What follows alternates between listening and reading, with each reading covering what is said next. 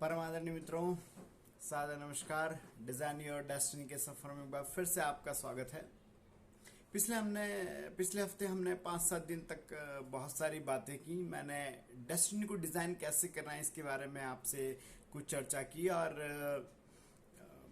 बातें करने के बाद में कुछ किस्से कहानियां भी मैंने उसके बीच में आपको सुनाई, समझाने का प्रयास किया कि कैसे हम अपनी डेस्टिनी को डिजाइन कर सकते हैं।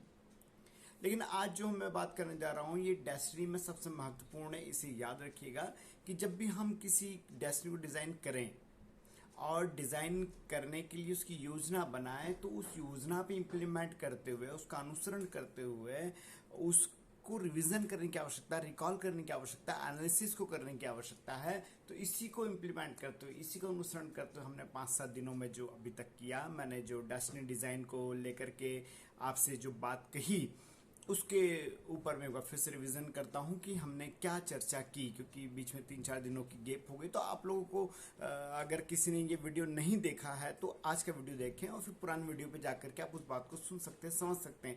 कोई ऐसी चीज़, कोई काम की चीज़ जो आपसे छूट गई हो, जो आपके लिए महत्वपूर्ण हो, आप फिर से उसे देख सकते हैं और उसे सुन भी सकते हैं। आपके काम आएगी तो मेरे लिए सौभाग्य की बात है।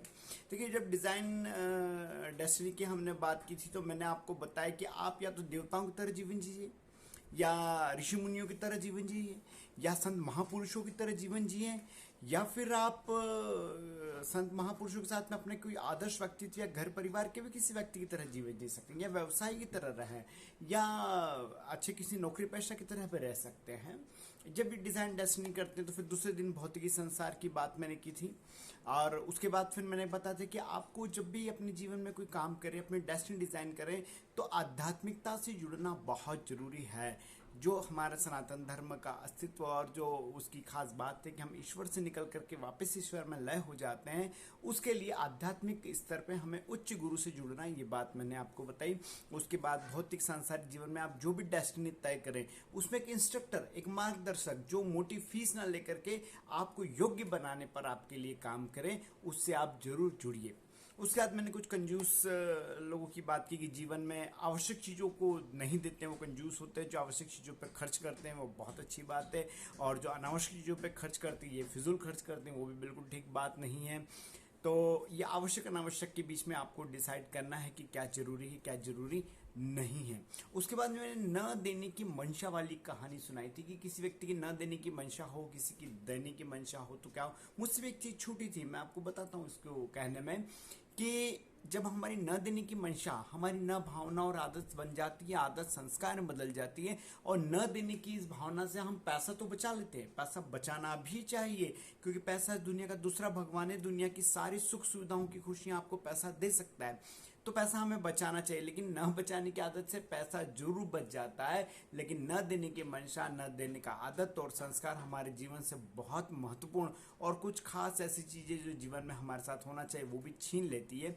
इसलिए क्या देना है, नहीं देना है, ये भी आपको तय करना है। उसके बाद में फिर हनुमान जन्मोत्सव का दिन आया, हमारे लिए सौभाग्य का विषय था। तो मैंने बताया कि हनुमान जी कैसे अहम ब्रह्मास्मि हुए, और उसके बाद में उनकी जो हनुमान चालीसा जिसका पाठ लोग रोज करते हैं, 25-50 करोड़ लोग रोज हनुमान जी के दर्शन करते हैं, वो अहम ब्रह्मास्मि कैसे हुए, हनुमान का अर्थ क्या है, और हनुमान चालीसा का हमारे जीवन में महत्व क्या है, हनुमान चालीसा से हम क्या सीख सकते हैं, कैसे हम उससे आगे बढ़ सकते हैं, ये चीज हमने उससे सीखी। और उसके बाद आज मैंने पूरा रिविजन और रिकॉल किया है। अगर कोई मेरा मित्र, कोई मेरा बंधु, कोई सदस्य जो मेरा वीडियो देख रहा है, अगर आपसे इन 5 दिनों में कुछ चीजें छूट गई हो तो मेरा आग्रह है कि आप पुनः जाएं, यूट्यूब पे या फेसबुक पे आप जाएं और उसके बाद में जाकर के आप उन वीडियोस को सुने। अगर कोई काम की चीज़ आपके काम आती तो मेरे लिए बड़ी बात होगी और उस पर आप इम्प्लीमेंट कर सकते हैं। अब इसके बाद कल से, आज से ये रिवीजन करने के बाद में, रिकॉल करने के बाद में, मैंने भी रिकॉल किया